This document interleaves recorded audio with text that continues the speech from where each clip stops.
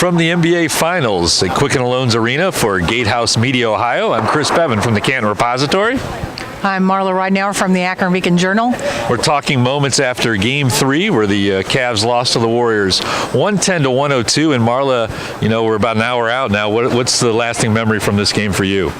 Well, there'll be two things that I'm going to probably take away from this game. Number one would be the Kevin Durant's performance.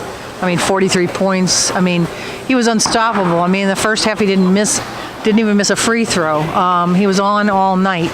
But to me, I know that everyone's talking about the three-pointer that he hit at the end that was kind of the dagger three. Just like last year in Game 3, there was the dagger after Korver's miss. But to me, his best shot of the night was falling out of bounds, throws up a prayer, it goes in, he gets fouled. It was like unstoppable tonight. And this is one of those games, too, where you think the Cavs did a lot of things right, Marla, and at the end, it didn't matter.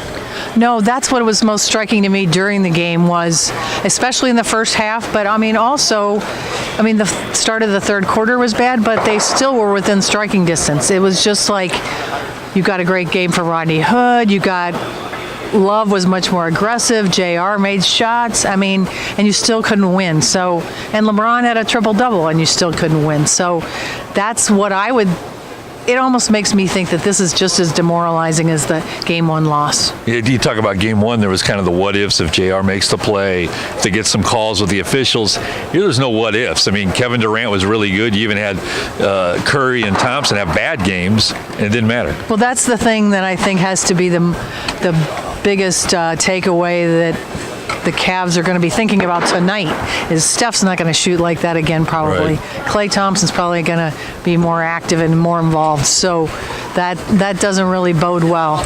And will they get 15 points again from Rodney Hood? Hood had that stretch in the fourth quarter where he's kind of going back and forth with Durant, and you're thinking, maybe they have a chance.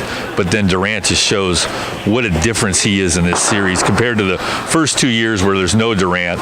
Now you have Durant, no Kyrie Irving. Yeah, this rivalry totally changed the day that Kevin Durant showed up at Golden State, and it may not be any different as long as those four guys are together. And now we look ahead to Game 4. Could be LeBron's last game in Cleveland. Obviously, it's going to be a huge storyline. What are you looking at for Game 4 on Friday?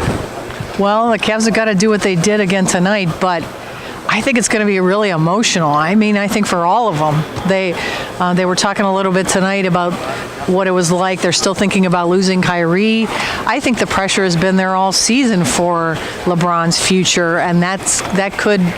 like I said, I think it's going to be a very emotional night for the fans, for the Cavs players, and, you wonder, will LeBron pull out a little throwback something for he probably won't, just because that would be a hint of maybe his departure, but who knows what's going to happen. It's going to be quite a night. So we'll see in 48 hours what LeBron has and what the Cavs have. From the NBA Finals for GateHouse Media Ohio, I'm Chris Beaven. Marla Ridenour, thank you very much.